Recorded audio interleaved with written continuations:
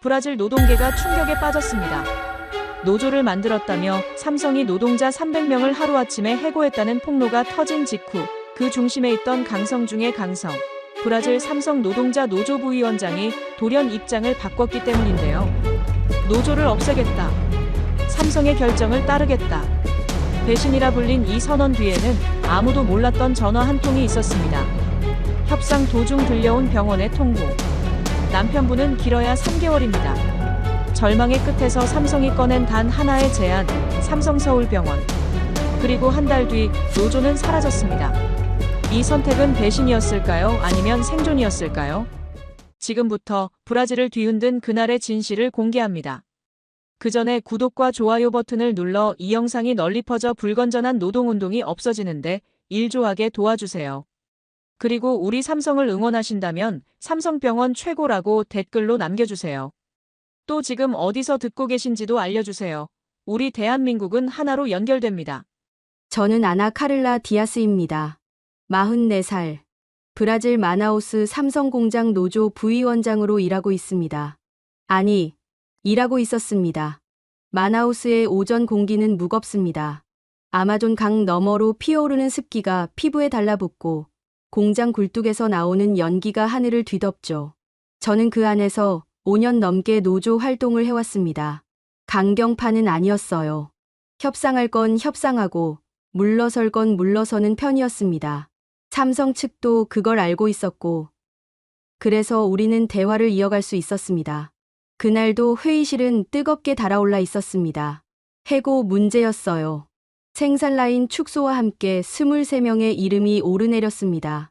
노조원들은 목소리를 높였고, 저는 테이블을 두드리며 요구 사항을 정리하고 있었어요. 그때 회의실 문이 조심스럽게 열렸습니다. 삼성 브라질 법인의 고위 관계자였습니다.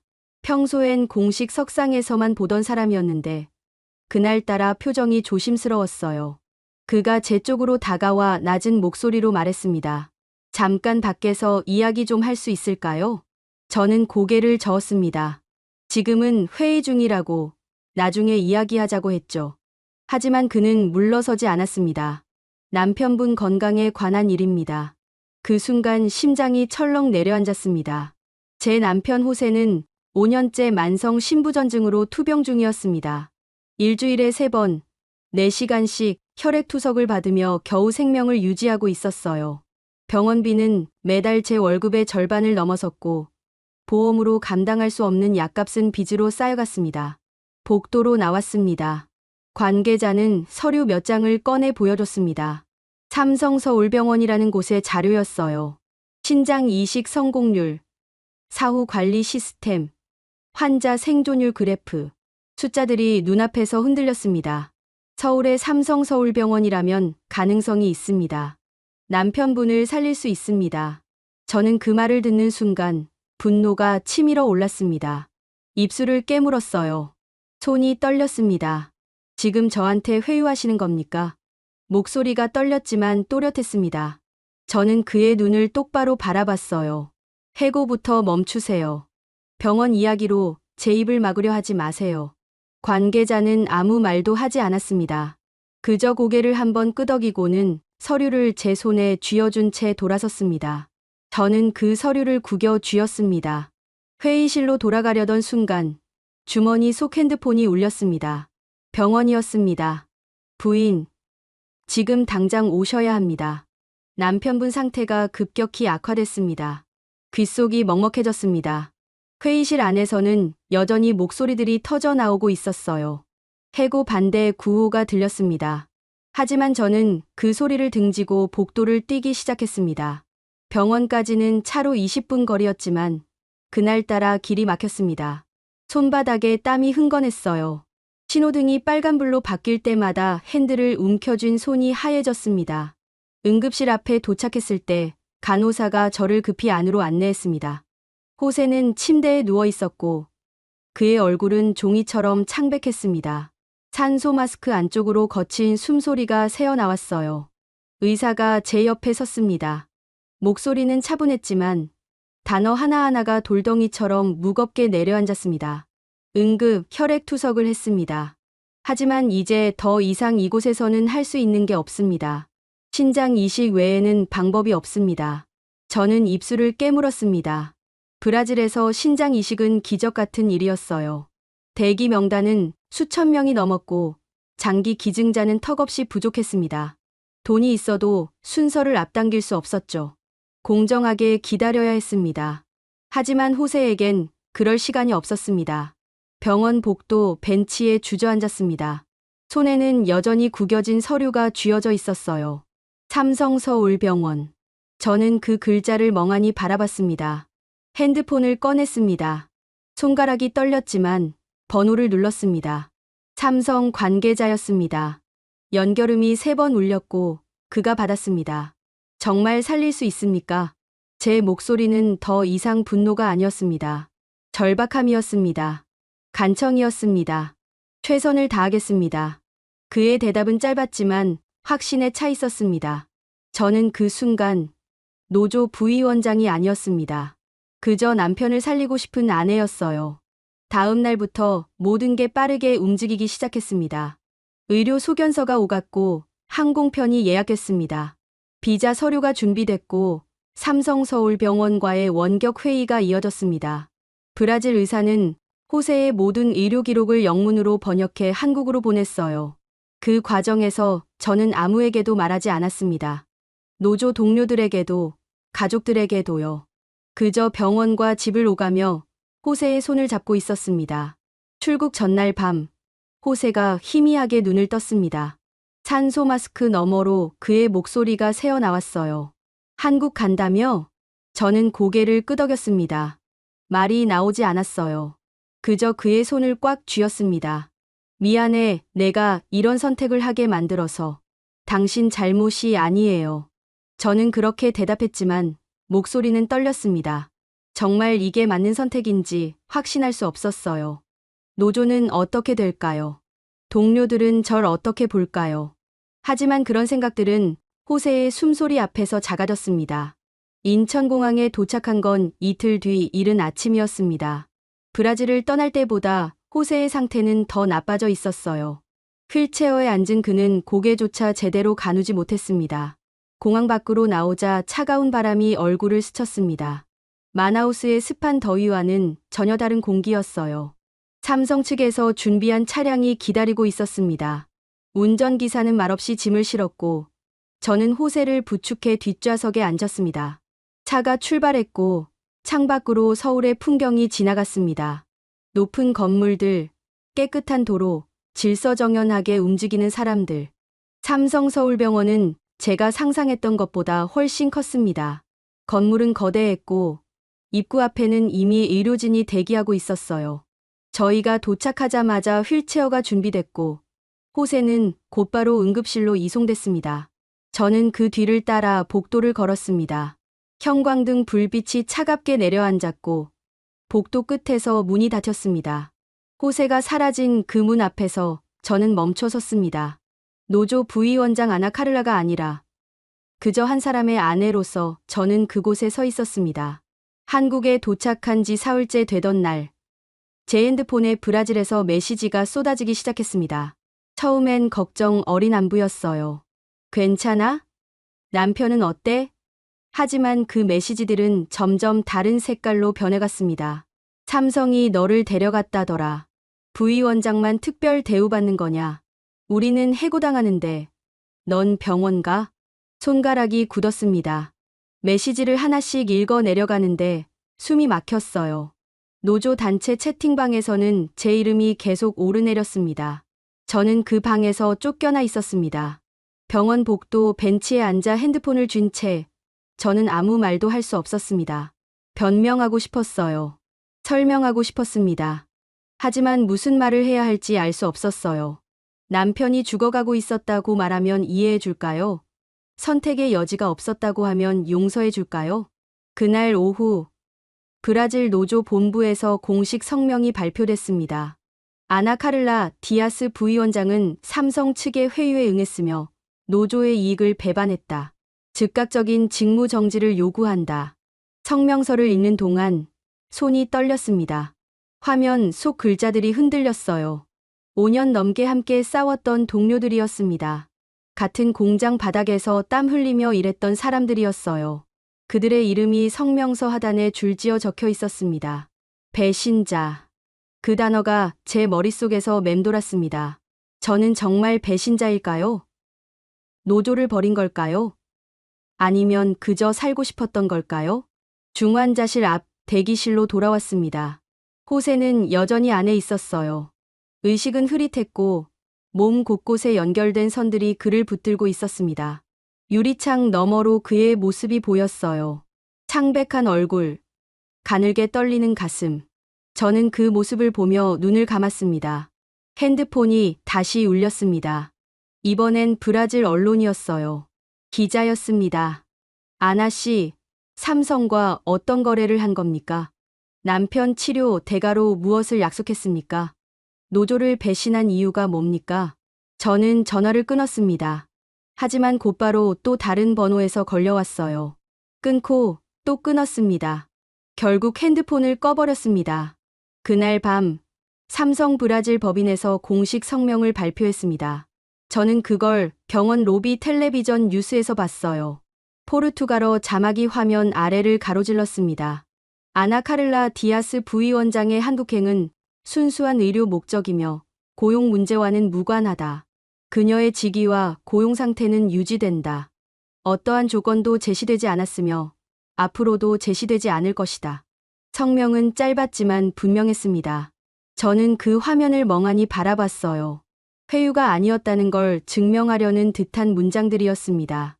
하지만 브라질에서는 누가 그걸 믿어줄까요? 다음 날 아침, 노조 위원장에게서 메시지가 왔습니다. 오랫동안 함께 일했던 사람이었어요. 그는 저보다 10살이 많았고 저를 믿어주던 사람 중 하나였습니다. 카를라, 이해하려고 노력하고 있어. 하지만 지금 여기 상황이 너무 안 좋아. 내가 돌아올 때까지 직무 정지를 받아들여줘. 그게 너한테도 나을 거야. 저는 답장을 쓰지 못했습니다. 키보드 위에 손가락을 올렸다가 그냥 내려놨어요. 무슨 말을 해야 할까요? 알겠다고 해야 할까요? 미안하다고 해야 할까요? 중환자실로 다시 올라갔습니다. 간호사가 잠시 면회를 허락해줬어요. 저는 호세의 침대 옆에 앉았습니다. 그의 손은 차갑고 가벼웠어요. 손등에 주사바늘 자국이 여러 개 박혀 있었습니다. 호세. 목소리가 떨렸습니다. 호세는 눈을 뜨지 못했어요. 그저 희미하게 숨을 쉴 뿐이었습니다. 저는 그의 손을 꽉 쥐었습니다. 내가 잘못한 걸까? 대답은 없었습니다. 기계음만이 규칙적으로 울렸어요. 심전도 모니터에 초록색 선이 물결치듯 오르내렸습니다. 저는 그 선을 바라보며 생각했어요. 저 선이 멈추는 순간 모든 게 끝나는 거겠죠. 노조도, 비난도, 선택도. 하지만 저는 그 선이 멈추길 바라지 않았습니다. 절대로. 면회 시간이 끝났습니다. 저는 복도로 나왔고 엘리베이터를 탔습니다. 1층 로비로 내려가는 동안 거울에 비친 제 모습을 봤어요. 머리는 흐트러져 있었고 눈가는 붉게 부어 있었습니다. 노조 부위원장 아나 카를라의 모습은 어디에도 없었어요. 로비 한쪽에서 삼성 관계자가 기다리고 있었습니다. 그는 조심스럽게 다가와 말했습니다. 브라질 상황은 알고 있습니다. 하지만 걱정하지 마세요. 약속드린 대로 고용 문제와 치료는 완전히 분리돼 있습니다. 저는 고개를 끄덕였습니다. 하지만 속으로는 알고 있었어요. 분리됐다고 해서 비난이 사라지는 건 아니라는 걸. 제도가 보장한다고 해서 사람들의 마음이 바뀌는 건 아니라는 걸. 감사합니다. 겨우 그 말만 했습니다. 관계자는 더 이상 묻지 않았어요. 그저 고개를 숙이고 자리를 떠났습니다. 저는 병원 밖으로 나갔습니다.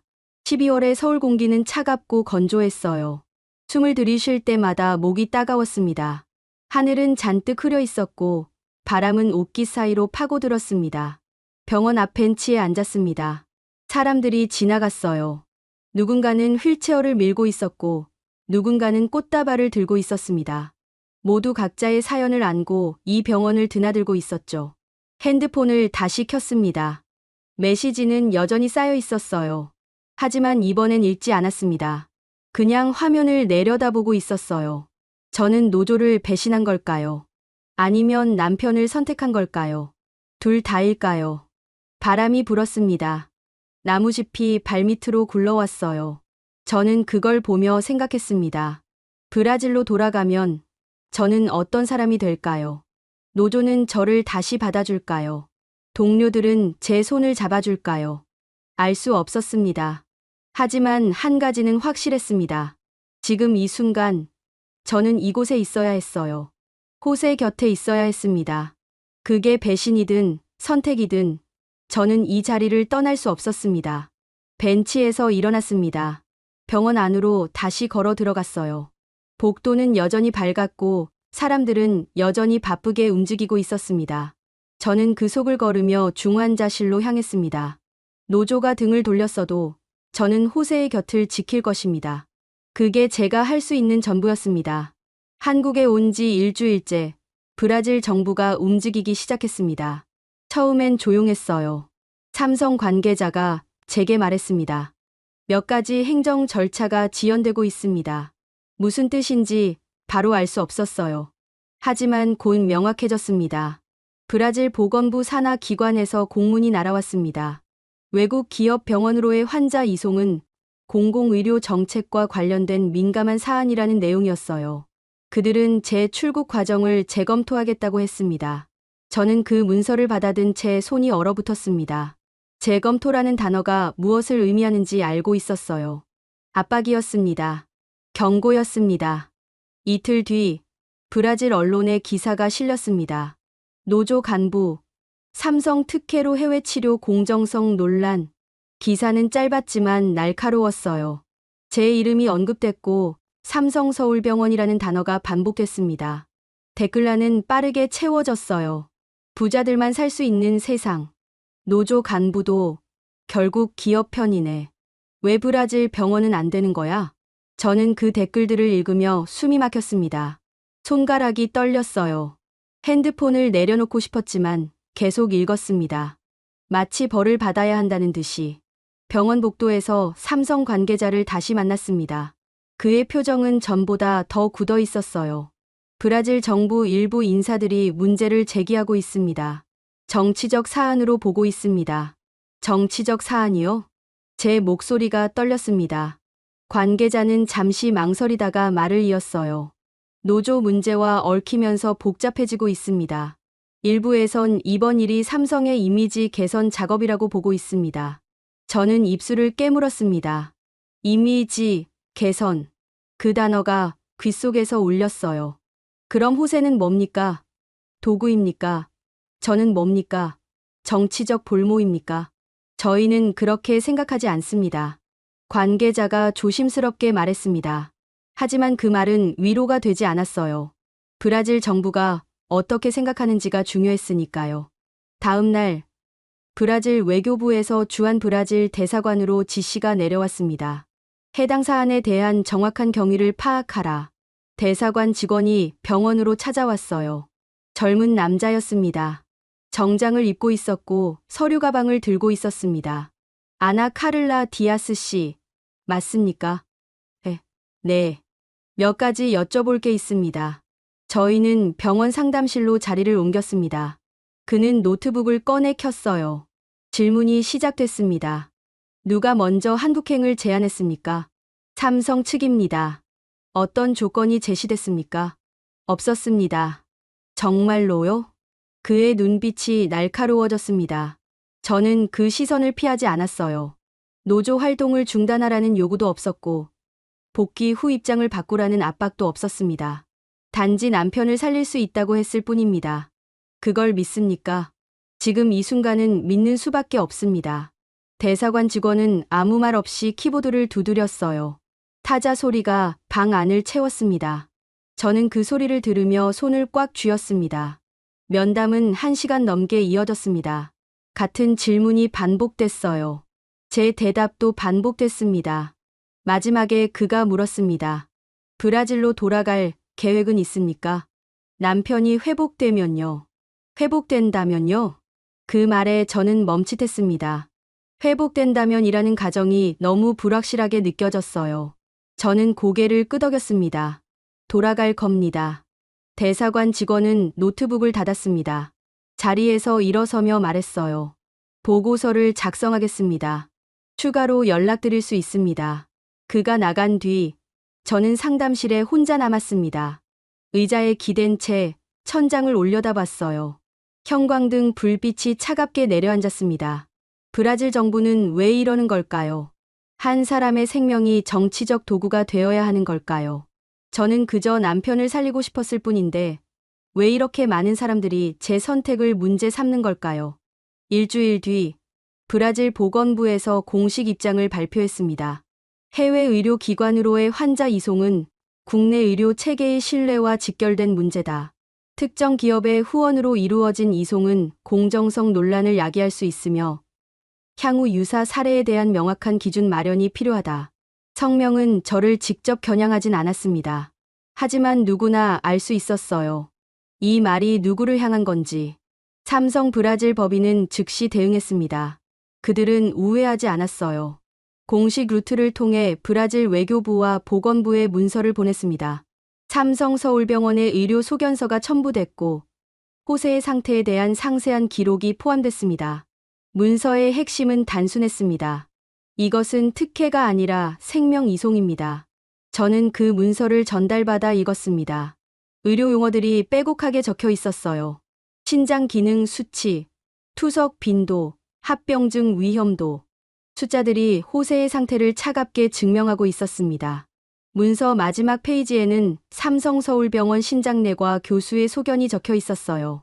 환자는 즉각적인 신장 이식이 필요한 상태이며 브라질 현지에서의 대기 기간을 고려할 때 생존 가능성이 현저히 얕습니다. 본 병원은 인도적 차원에서 최선의 치료를 제공할 것이며 이는 의료진의 직업적 책무입니다.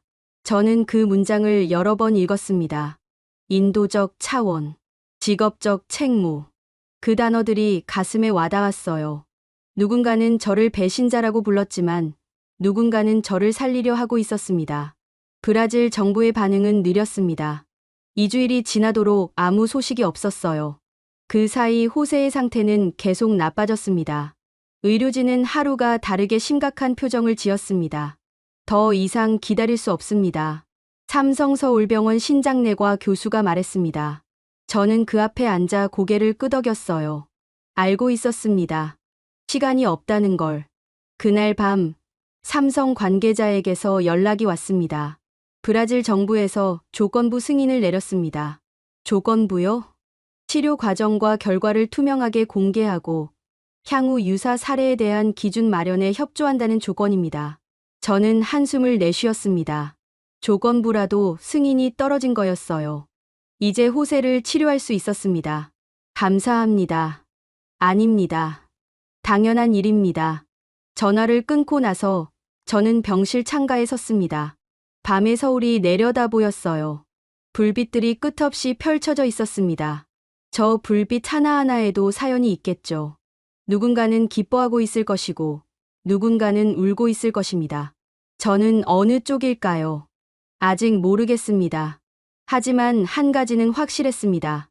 국가가 허락하지 않았어도 누군가는 포기하지 않았다는 것. 로비가 아니라 시스템으로, 말이 아니라 기록으로 싸웠다는 것. 그것이 저를 지금 이 자리에 서 있게 만들었습니다. 승인이 떨어진 다음 날, 호세의 상태가 급격히 악화됐습니다. 새벽 4시였어요. 병실 전화벨이 울렸습니다. 저는 소파에서 얕은 잠에 빠져 있었는데 그 소리에 벌떡 일어났습니다. 간호사의 목소리가 들렸어요. 지금 당장 중환자실로 오세요. 복도를 뛰었습니다. 슬리퍼가 바닥을 때리는 소리가 텅 빈 복도에 울렸어요. 엘리베이터가 너무 느리게 느껴졌습니다. 계단으로 뛰어 올라갔습니다. 숨이 가빠졌고 가슴이 조였습니다. 중환자실 앞에 도착했을 때 의료진이 바삐 움직이고 있었습니다. 유리문 너머로 호세의 침대가 보였어요. 여러 명이 그를 둘러싸고 있었습니다. 기계음이 요란하게 울렸습니다. 들어갈 수 없습니다. 간호사가 제 앞을 막아섰습니다. 저는 그녀를 밀치고 싶었어요. 소리치고 싶었습니다. 하지만 그럴 수 없었습니다. 그저 유리문에 손을 댄 채 안을 바라볼 뿐이었어요. 호세의 얼굴은 보이지 않았습니다. 의료진의 등에 가려져 있었어요. 다만 침대 옆 모니터의 숫자들이 빠르게 변하는 게 보였습니다. 그 숫자가 무엇을 의미하는지 정확히 알 수 없었지만 좋지 않다는 건 알았습니다. 10분이 지났습니다. 20분이 지났습니다. 시간이 멈춘 것 같았어요. 저는 유리문에 이마를 기댄 채 눈을 감았습니다. 제발. 그 말밖에 나오지 않았습니다. 30분쯤 지났을 때 중환자실 문이 열렸습니다. 의사가 나왔어요. 마스크를 벗으며 저를 바라봤습니다. 그의 눈가에 땀이 맺혀 있었어요. 일단 안정시켰습니다. 저는 그 말을 듣고 주저앉을 뻔했습니다. 간호사가 제 팔을 붙들었어요. 하지만 상태는 매우 위중합니다. 신장 기능이 거의 멈췄고 심장에도 무리가 가고 있습니다. 더 이상 지체할 수 없습니다. 이식 수술을 해야 한다는 말씀이신가요? 네. 최대한 빨리요. 의사는 더 이상 말하지 않았습니다. 그냥 고개를 숙이고 다시 중환자실 안으로 들어갔어요. 문이 닫혔고 저는 다시 혼자 남았습니다. 해가 떴습니다. 복도 창문으로 아침 햇살이 비쳤어요. 사람들이 하나둘 병원에 들어왔습니다. 평범한 아침이었습니다. 하지만 저에게는 평범하지 않았어요.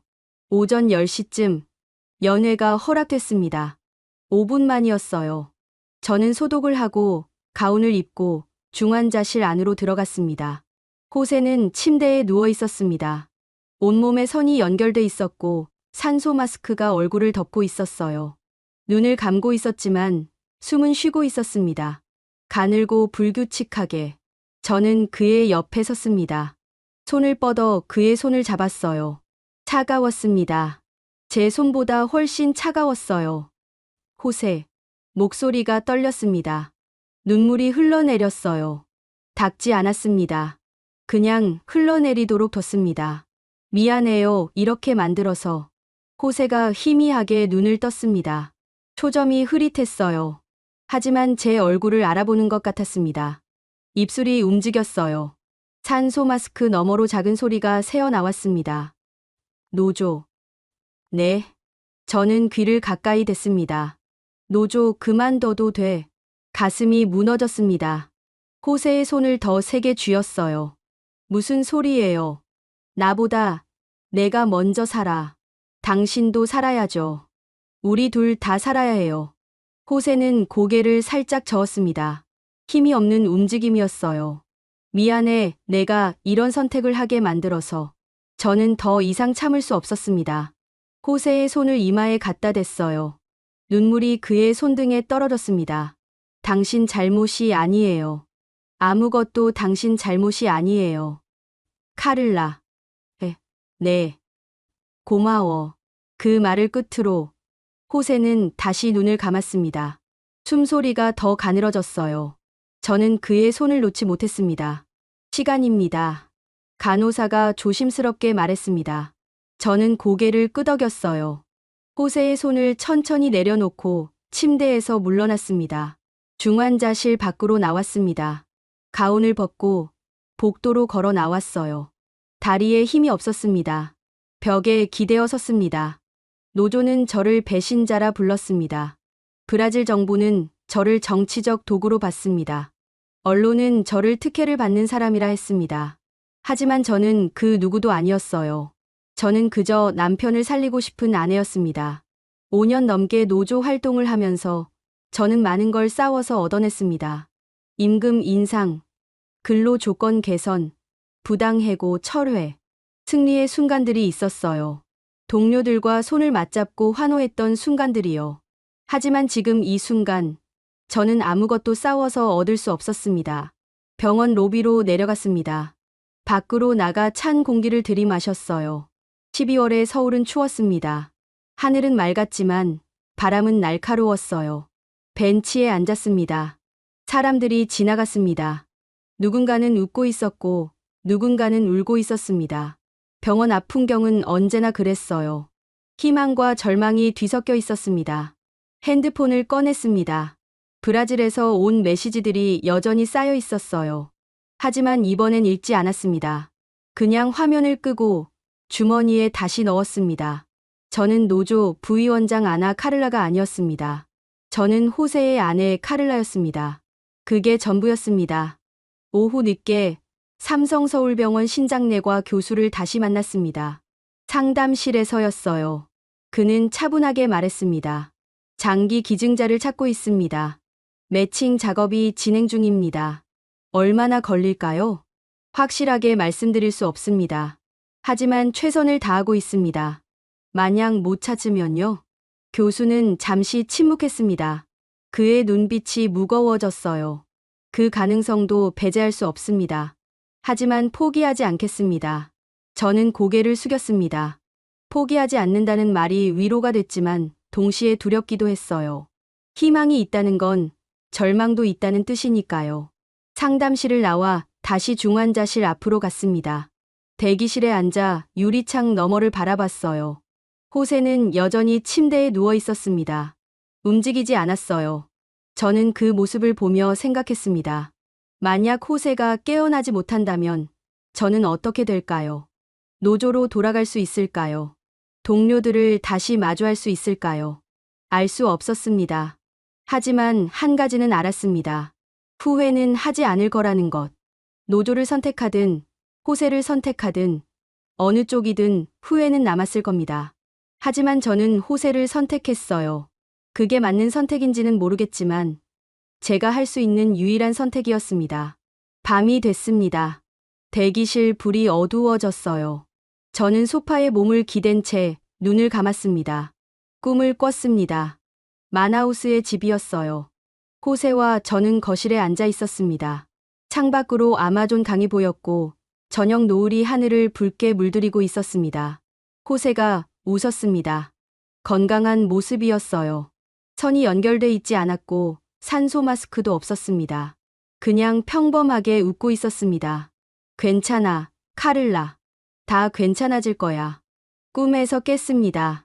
대기실은 여전히 어두웠고 조용했어요. 시계를 보니 새벽 2시였습니다. 저는 다시 눈을 감았습니다. 다 괜찮아질 거라고 스스로에게 말했습니다. 믿고 싶었습니다. 한국에 온 지 보름째 정밀 검사 결과가 나왔습니다. 아침 9시에 호출을 받았어요. 신장내과 교수 진료실이었습니다. 저는 복도를 걸으며 손을 꽉 쥐었습니다. 손바닥에 땀이 났어요. 문을 열고 들어갔습니다. 교수는 책상 앞에 앉아 있었고 모니터에는 검사 결과 화면이 떠 있었습니다. 그는 저를 보며 의자를 가리켰어요. 앉으세요. 저는 앉았습니다. 등받이에 기대지 못했어요. 허리를 곧게 세운 채 그를 바라봤습니다. 교수는 모니터를 돌려 제게 보여줬습니다. 그래프와 숫자들이 빼곡했어요. 빨간색 선이 여러 개 그어져 있었습니다. 남편분의 신장 기능은 거의 정지 상태입니다. 목소리는 차분했지만 단어 하나하나가 무거웠습니다. 혈중 크레아티닌 수치가 정상의 10배를 넘어섰고 요독증이 심각한 수준입니다. 심장과 폐에도 체액이 차고 있습니다. 저는 숨을 들이켰습니다. 교수는 계속 말했어요. 투석으로는 더 이상 버틸 수 없습니다. 신장 이식만이 유일한 방법입니다. 그럼 이식하면 되는 거 아닌가요? 제 목소리가 떨렸습니다. 교수는 고개를 천천히 저었어요. 문제는 시간입니다. 남편분의 상태로는 일주일, 길어야 열흘 안에 수술이 이루어져야 합니다. 그 이후엔 말을 멈췄습니다. 하지만 저는 알았어요. 그 이후엔 손 쓸 수 없다는 뜻이었습니다. 장기 기증자는요? 찾고 있습니다. 한국장기이식관리센터와 협력 중입니다. 하지만 또 멈췄습니다. 저는 기다렸어요. 교수가 입을 열었습니다. 쉽지 않습니다. 혈액형 매칭뿐 아니라 조직 적합성까지 맞아야 합니다. 외국인 환자의 경우 우선순위에서 밀릴 수밖에 없고요. 그럼 어떻게 해야 합니까? 목소리가 높아졌습니다. 교수는 저를 조용히 바라봤어요. 기다리는 수밖에 없습니다. 그리고 희망을 놓지 마세요. 희망. 그 단어가 귓속에서 맴돌았습니다. 하지만 희망만으로 사람이 살 수 있나요? 희망만으로 신장이 작동하나요? 진료실을 나왔습니다. 복도는 밝았지만 제 앞은 어두웠어요. 어디로 가야 할지 알 수 없었습니다. 엘리베이터를 타고 1층으로 내려갔습니다. 병원 밖으로 나가 찬 공기를 들이마셨어요. 하늘은 흐렸고 바람은 차갑게 불었습니다. 병원 앞 정원에 벤치가 있었습니다. 저는 그곳에 앉았어요. 나무들이 앙상한 가지를 하늘로 뻗고 있었습니다. 잎은 하나도 남아있지 않았어요. 사람들이 지나갔습니다. 의사 가운을 입은 사람, 환자복을 입은 사람, 휠체어를 미는 사람. 모두 각자의 사연을 안고 이곳을 오갔습니다. 저도 그중 하나였어요. 수많은 사연 중 하나. 특별할 것도, 특별하지 않을 것도 없는 그저 한 사람의 이야기. 핸드폰이 울렸습니다. 브라질 번호였어요. 노조 위원장이었습니다. 저는 잠시 망설이다가 받았습니다. 카를라. 네. 어떻게 지내? 그냥요. 침묵이 흘렀습니다. 그가 다시 말했어요. 미안해. 우리가 너무 심했어. 아니에요. 아니야. 우린 내 입장을 생각하지 못했어. 노조도 중요하지만 가족도 중요하잖아. 목이 메었습니다. 말이 나오지 않았어요. 호세는 어때? 안 좋아요. 이식이 필요한데 기증자를 못 찾고 있어요. 그렇구나. 다시 침묵이 흘렀습니다. 그가 조심스럽게 물었어요. 우리가 뭘 도울 수 있을까? 저는 고개를 저었습니다. 전화 너머로 보이지 않겠지만 그냥 저었어요. 없어요. 이건 제가 감당해야 할 일이에요. 카를라. 괜찮아요. 정말로요. 전화를 끊었습니다. 핸드폰을 무릎 위에 올려놓고 하늘을 올려다봤어요. 구름이 빠르게 흘러갔습니다. 그날 오후 중환자실에서 연락이 왔습니다. 호세가 깨어났다고 했어요. 저는 뛰어 올라갔습니다. 면회실에 들어갔을 때 호세는 침대에 반쯤 기대앉아 있었습니다. 산소 마스크는 벗겨져 있었고 얼굴에 약간의 혈색이 돌아와 있었어요. 카를라. 그가 저를 보고 희미하게 웃었습니다. 저는 그의 옆에 앉았어요. 손을 잡았습니다. 여전히 차가웠지만 전보다는 따뜻했습니다. 어떻게 지냈어? 잘 지냈어요. 거짓말이었습니다. 하지만 호세에게 걱정을 끼치고 싶지 않았어요. 의사 선생님이 그러더라. 이식이 필요하다고. 네. 기증자는 찾고 있어요. 호세는 고개를 끄덕였습니다. 눈가에 주름이 깊어졌어요. 만약 못 찾으면 찾을 거예요. 제가 끊었습니다. 호세는 저를 바라봤어요. 카를라, 난 괜찮아. 정말로. 무슨 소리예요? 살아온 것만으로도 충분해. 당신을 만난 것만으로도. 그런 말 하지 마세요. 목소리가 떨렸습니다. 호세의 손을 더 세게 쥐었어요. 우리 함께 브라질로 돌아갈 거예요. 집에 가서 아마존 강 보면서 평범하게 살 거예요. 호세는 웃었습니다. 슬픈 웃음이었어요. 그래, 그러자. 면회 시간이 끝났습니다. 저는 호세의 손을 놓고 일어섰어요. 뒤돌아 나오는데 호세가 말했습니다. 카를라. 네. 사랑해. 저는 대답하지 못했습니다. 그냥 고개를 끄덕이고 밖으로 나왔어요. 문이 닫혔고 저는 복도에 혼자 남았습니다. 등을 벽에 기댔습니다. 천천히 주저앉았어요. 무릎을 끌어안고 얼굴을 묻었습니다. 울고 싶었습니다. 하지만 눈물이 나오지 않았어요. 그저 가슴만 조였습니다. 공항에서 병원까지 끊김없이 이어진 동선. 검사실에서 진료실까지 막힘없이 연결된 시스템. 빠른 진단, 정확한 판단, 투명한 설명. 이곳은 생명을 살리는 곳이었습니다. 하지만 그게 전부는 아니었어요. 속도가 아무리 빨라도, 시스템이 아무리 정교해도 기증자가 없으면 소용없었습니다. 저는 그 사실을 알고 있었습니다. 하지만 인정하고 싶지 않았어요. 밤이 됐습니다. 저는 병원 로비에 앉아 있었습니다. 사람들이 줄어들었고 불빛도 어두워졌어요. 창밖으로 서울의 야경이 보였습니다. 불빛들이 반짝였어요. 저 불빛 중 하나가 호세를 살릴 수 있을까요? 알 수 없었습니다. 그저 기다릴 뿐이었습니다. 기적을 기다리며 사흘이 지났습니다. 기증자는 나타나지 않았어요. 호세의 상태는 조금씩 나빠지고 있었습니다. 투석 횟수가 늘었고 의식이 흐릿해지는 시간도 길어졌어요. 의료진의 표정도 점점 굳어갔습니다. 저는 중환자실 대기실에서 거의 살다시피 했습니다. 소파에서 잠들고 깨어나면 유리창 너머를 바라봤어요. 밥은 제대로 먹지 못했습니다. 목으로 넘어가지 않았어요. 나흘째 되던 날 오후 신장내과 교수가 대기실로 찾아왔습니다. 표정이 평소와 달랐어요. 무겁지도 밝지도 않은 중립적인 얼굴이었습니다. 잠깐 이야기 좀 할까요? 저는 고개를 끄덕이고 일어섰습니다. 교수를 따라 복도 끝 상담실로 갔어요. 문을 닫자 밖에 소음이 차단됐습니다. 앉으세요. 저는 의자에 앉았습니다. 교수는 제 맞은편에 앉으며 말했어요. 연락이 왔습니다. 네. 심장이 쿵 하고 뛰었습니다. 자발적 공여자가 나타났습니다. 정말요? 목소리가 떨렸습니다. 교수는 고개를 끄덕였어요. 네. 조직 적합성 검사를 진행했고 결과가 좋습니다. 이식이 가능합니다. 저는 입을 막았습니다. 숨이 막혔어요. 눈물이 흘러내렸습니다. 감사합니다. 정말 감사합니다. 교수는 잠시 침묵했습니다.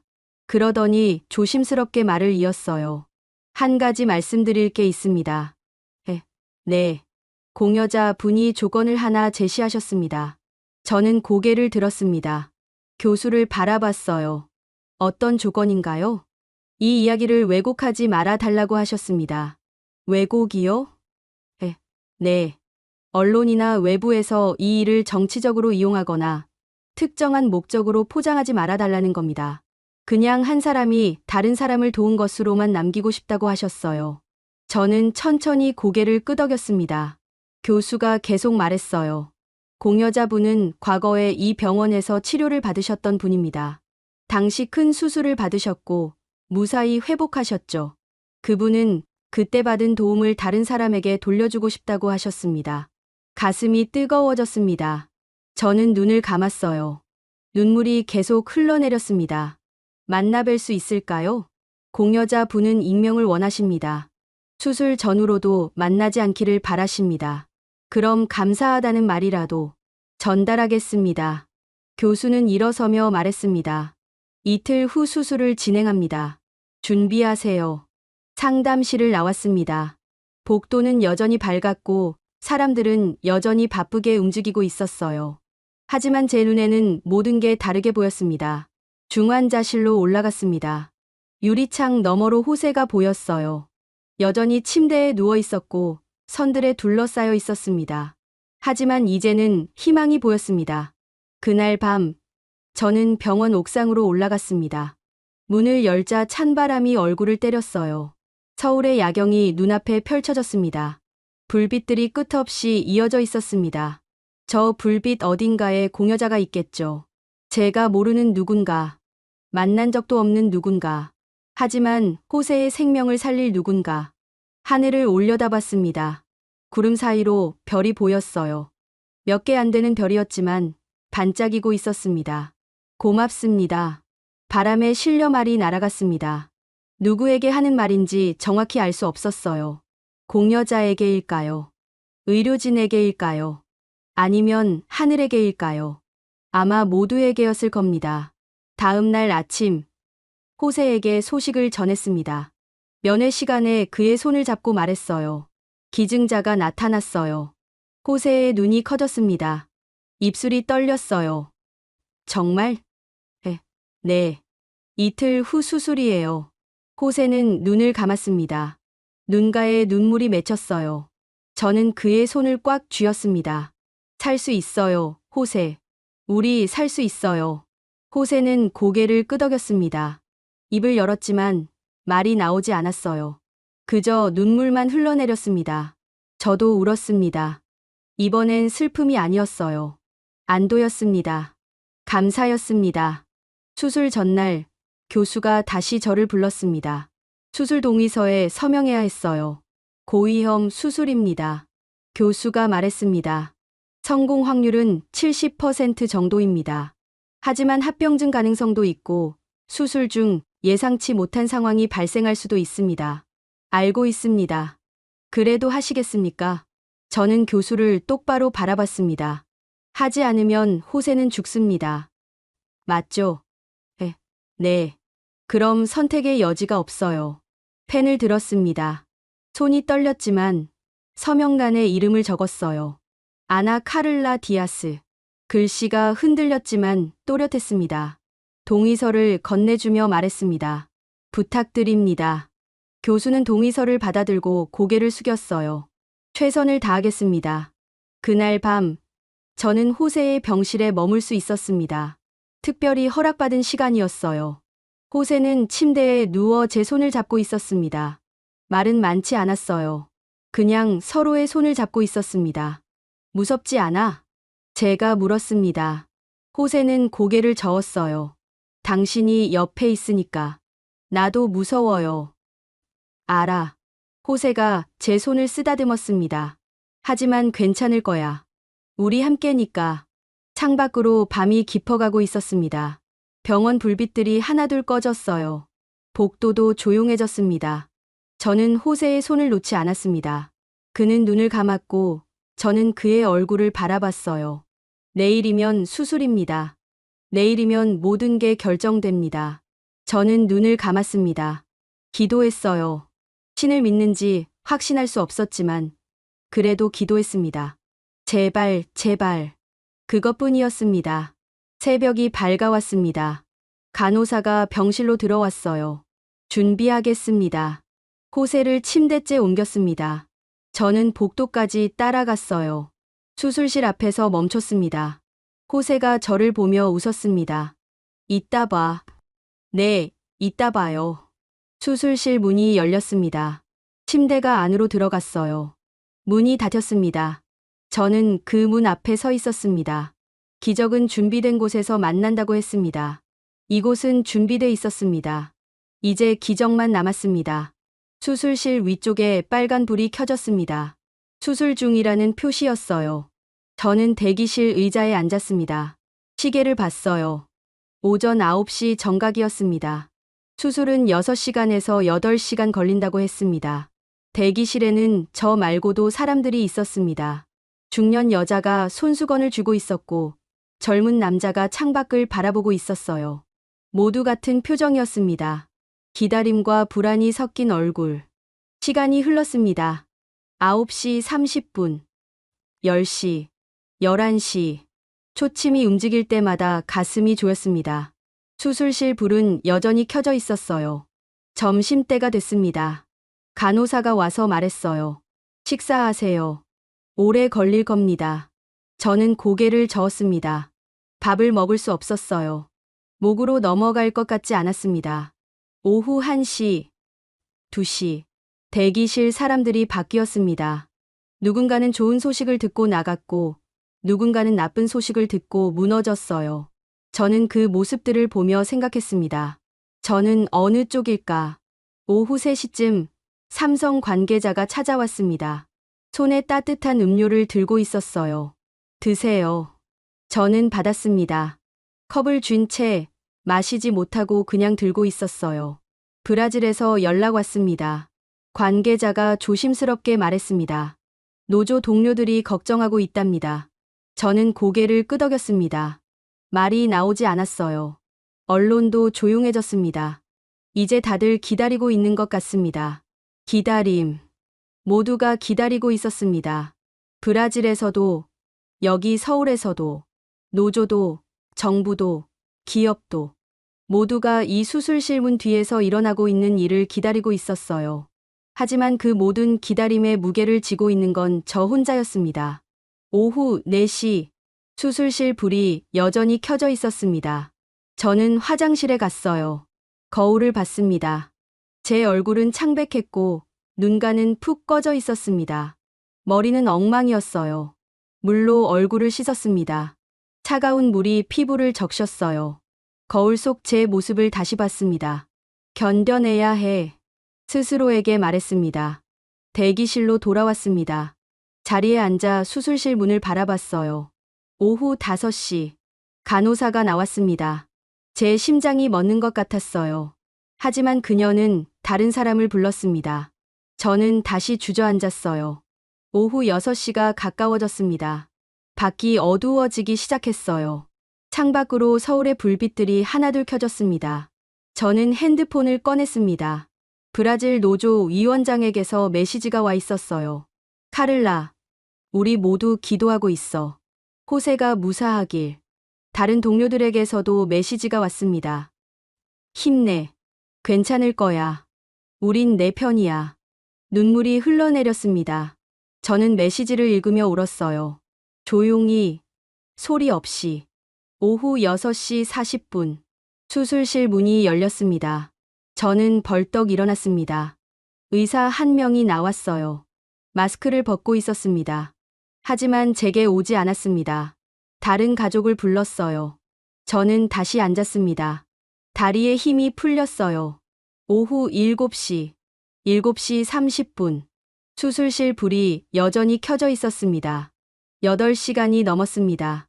저는 손을 꽉 쥐었습니다. 손톱이 손바닥에 박혔어요. 아팠지만 그냥 쥐고 있었습니다. 오후 8시. 문이 열렸습니다. 신장내과 교수가 나왔습니다. 수술복을 입고 있었고 마스크를 벗고 있었어요. 저를 봤습니다. 저는 일어났습니다. 다리가 떨렸어요. 교수가 제게 다가왔습니다. 그의 표정을 읽으려 했습니다. 좋은 소식인가요? 나쁜 소식인가요? 알 수 없었습니다. 교수가 입을 열었습니다. 수술은 성공했습니다. 그 순간 세상이 멈췄습니다. 남편분은 무사합니다. 무릎이 꺾였습니다. 저는 그 자리에 주저앉았어요. 교수가 제 팔을 붙들었습니다. 괜찮으세요? 저는 고개를 끄덕였습니다. 하지만 눈물이 멈추지 않았어요. 입을 막고 울었습니다. 교수는 저를 의자에 앉혔습니다. 옆에 앉아 천천히 설명했어요. 이식은 성공적으로 이루어졌습니다. 새 신장이 제 기능을 하고 있고 거부 반응도 보이지 않습니다. 정말요? 네. 다만 앞으로 일주일이 중요합니다. 감염이나 합병증을 조심해야 하고 면역 억제제를 정확히 복용해야 합니다. 저는 고개를 끄덕였습니다.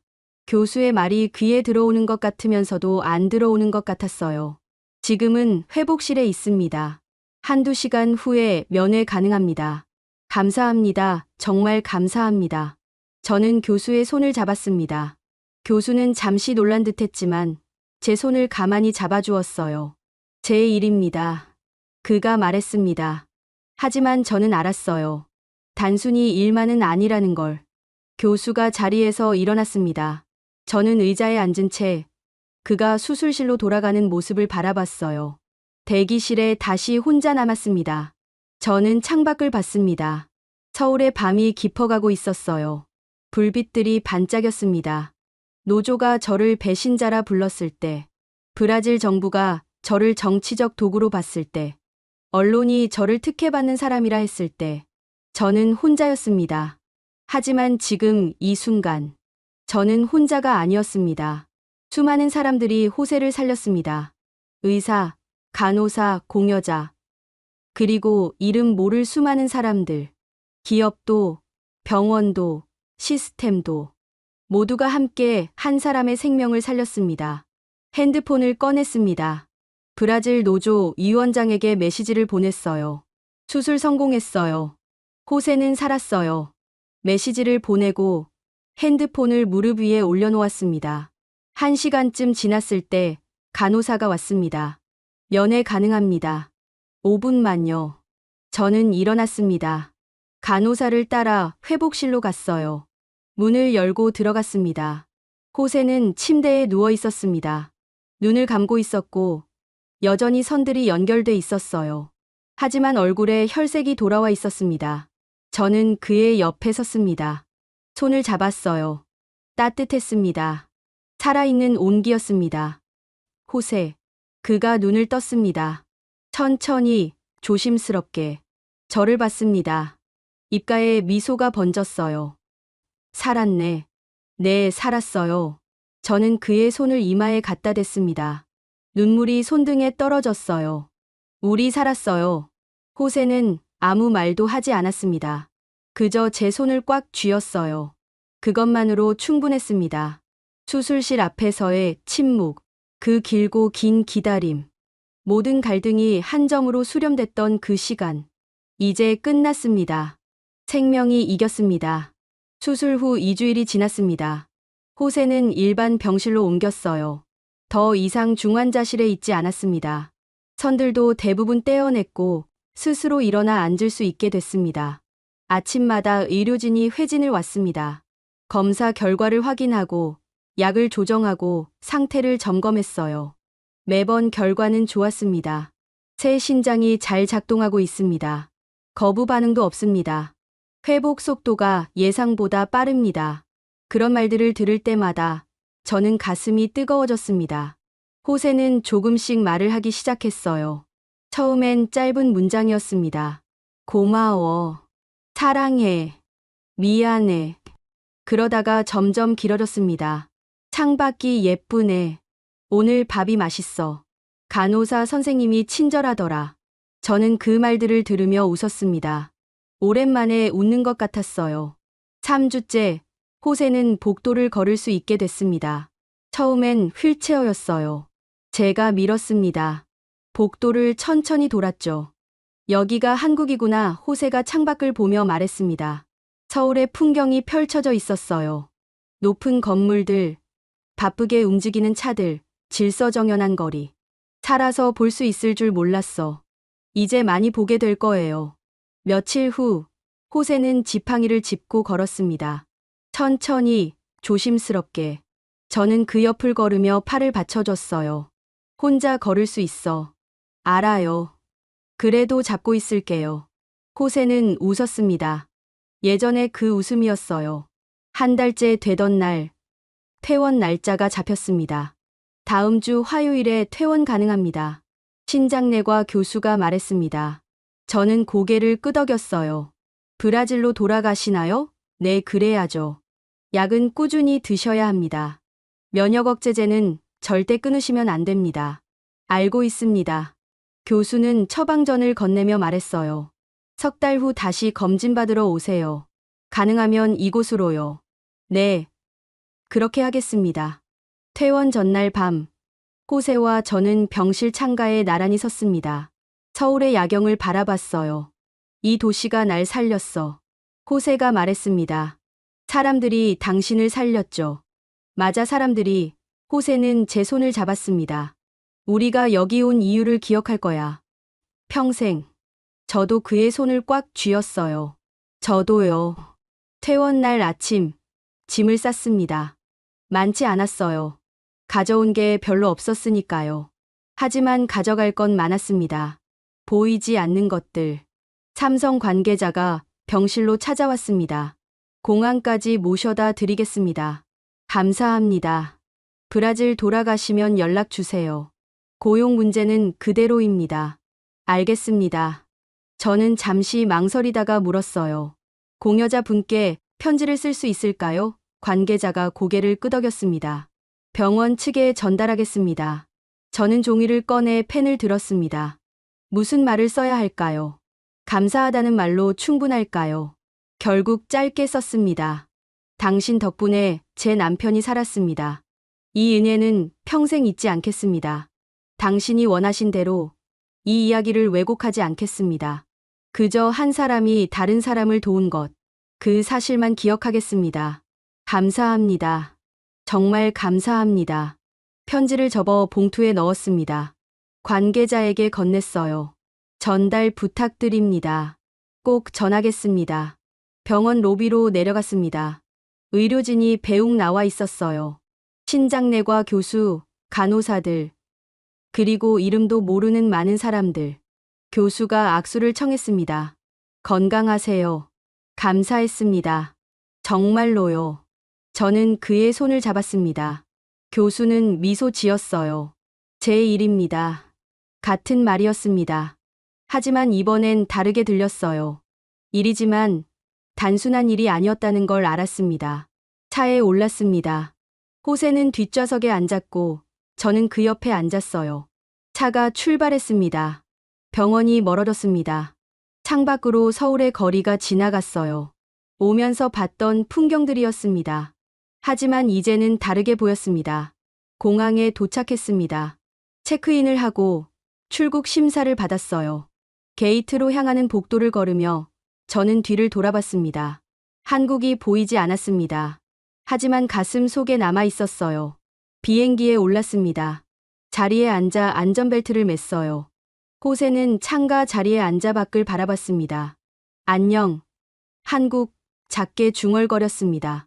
저도 창밖을 봤어요. 활주로가 보였습니다. 비행기가 이륙했습니다. 서울이 멀어졌어요. 건물들이 작아지고 도시가 흐려졌습니다. 구름 위로 올라갔습니다. 하늘만 보였어요. 브라질로 돌아가는 길이었습니다. 마나우스에 도착했습니다. 공항 밖으로 나왔을 때 익숙한 공기가 얼굴을 감쌌어요. 덥고 습한 공기. 아마존의 냄새. 집으로 돌아왔습니다. 문을 열었어요. 모든 게 그대로였습니다. 하지만 저희는 달라져 있었어요. 다음 날, 노조 사무실로 갔습니다. 문을 열고 들어갔어요. 동료들이 저를 봤습니다. 침묵이 흘렀습니다. 그때 위원장이 일어났습니다. 저에게 걸어왔어요. 악수를 청했습니다. 돌아와줘서 고마워. 저는 그의 손을 잡았습니다. 저야말로 고맙습니다. 다른 동료들도 하나둘 일어났습니다. 박수가 터졌어요. 저는 그들을 바라보며 눈시울이 붉어졌습니다. 일주일 후, 브라질 언론이 저를 찾아왔습니다. 인터뷰 부탁드립니다. 저는 고민했습니다. 그리고 받아들였어요. 카메라 앞에 앉았습니다. 기자가 물었어요. 한국에서 어떤 경험을 하셨나요? 저는 잠시 생각했습니다. 그리고 천천히 말하기 시작했어요. 저는 노조와 기업 사이에서 갈등했습니다. 브라질 정부는 제 선택을 문제 삼았습니다. 많은 사람들이 저를 배신자라 불렀어요. 기자는 고개를 끄덕이며 들었습니다. 하지만 한국에서 저는 배웠습니다. 생명은 어떤 갈등보다 앞선다는 것. 사람을 살리는 일은 정치도, 이념도, 입장도 넘어선다는 것. 목소리가 떨렸지만 계속 말했어요. 한국은 생명을 살리는 나라였습니다. 기업이, 병원이, 그리고 이름 모를 수많은 사람들이 제 남편을 살렸습니다. 특혜가 아니었습니다. 회유도 아니었습니다. 그저 한 사람의 생명을 지키려는 노력이었습니다. 기자가 물었습니다. 다시 같은 선택을 하실 건가요? 저는 고개를 끄덕였습니다. 네. 망설임 없이요. 인터뷰가 방송됐습니다. 브라질에서 화제가 됐어요. 댓글이 달렸습니다. 용기 있는 선택이었다. 가족을 지키는 게 배신은 아니다. 한국 의료 시스템이 부럽다. 물론 비난도 있었습니다. 하지만 예전처럼 아프지 않았어요. 여러분은 언제 한국이 따뜻하다고 느끼셨나요? 이 이야기가 여러분의 마음에 닿았다면 댓글로 여러분의 생각을 나눠주세요. 구독과 좋아요도 부탁드립니다. 감사합니다.